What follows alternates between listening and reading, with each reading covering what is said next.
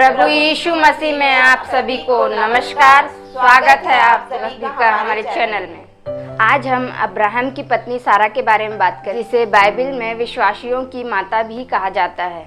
सारा की एक बात याद है हमें कि वो माँ नहीं बन सक रही थी। वो 90 साल तक माँ नहीं बन। हम देखते हैं सारा और इब्राहिम रिश्ते में पहले भाई बहन कहलाते थे, जो कि वो उनके मामा की बेटी थी।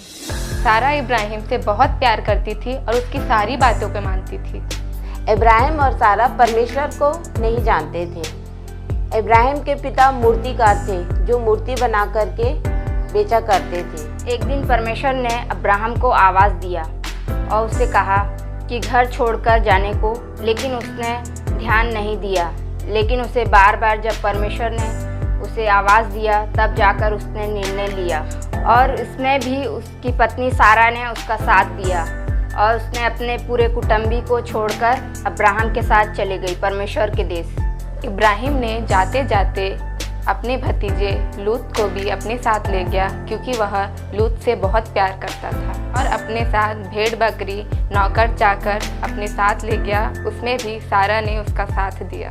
सारा बहुत खूबसूरत थी, उसका शरीर गठीला था और वो बहुत सुंदर दिखती थी। जब वो लोग एक शहर पहुँचे तो वहाँ के राजा ने इब्राहिम और सारा को बुलाया। फिर राजा ने इब्राहिम से पूछा कि ये तुम्हारी क्या लगती है। तो इब्राहिम ने अपने मन में सोच करके कहा कि अगर मैं ये कहूँ कि मैं इसका पति हूँ तो ये लोग मुझे मार देंगे, और अगर मैं बताता हूँ कि ये मेरी बहन है तो शायद मेरा जान बख्श दे। इसलिए उसने राजा से यही कहा कि ये मेरी बहन है। तब राजा ने सारा को अपने साथ लेकर के गए। जब राजा ने सारा को ले जाकर बिस्तर में सोने लगा, तब परमेश्वर का स्वर्गदूत आकर उसे डराने लगा कि यदि तूने इसे छुआ तो तेरी मौत निश्चित है। तब उसने अब्राहम को सुबह बुलाया और कहा कि तूने मुझसे झूठ क्यों कहा कि सारा तेरी पत्नी नहीं है। परमेश्वर का स्वर्गदूत आकर मुझे मारने वाला था। तेरी पत्नी को लेकर तू यहाँ से बहुत दूर चला जा। फिर अब्राहम ने सारा और सभी लोगों समेत परमेश्वर की देश की खोज में चला गया।